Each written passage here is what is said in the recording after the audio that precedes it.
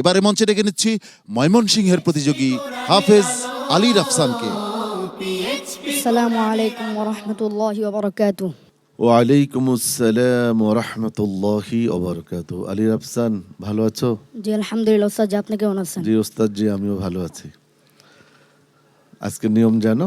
জি আমি যে আয়াত তেলাওয়াত করব সেই আয়াত থেকেই তোমাকে তেলাওয়াত করতে হবে ইনশাআল্লাহ। হ্যাঁ, জি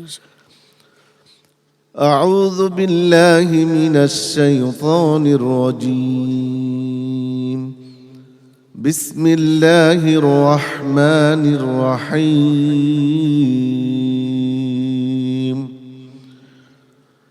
واتقوا الذي أمدكم بما تعلمون أعوذ بالله من الشيطان الرجيم بسم الله الرحمن الرحيم واتقوا الذي أمدكم بما تعملون أمدكم بأنعام وبنين আলী রাফসান জি, আবার বলো আত্তাকুল্লাযী واتقوا الذي أمدكم بما تعلمون أمدكم بأنعام وبنين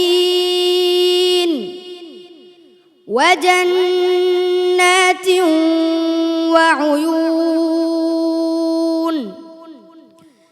إني أخاف عليكم عذاب يوم عظيم قالوا سواء علينا أوعظت أم لم تكن من الواعظين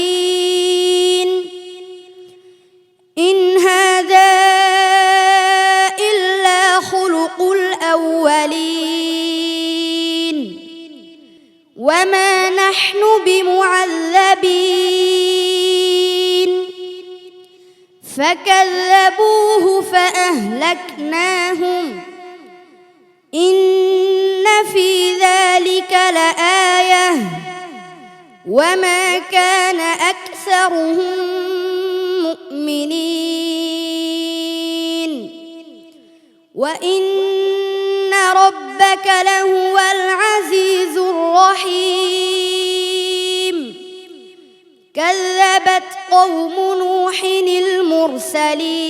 المرسلين إذ قال আবার لهم বলো তো বাবা أخوهم ফাকাযযাবুহুমা فكذبوه فأهلكناهم إن في ذلك لآية وما كان أكثرهم مؤمنين وإن ربك لهو العزيز الرحيم كذبت ثمود المرسلين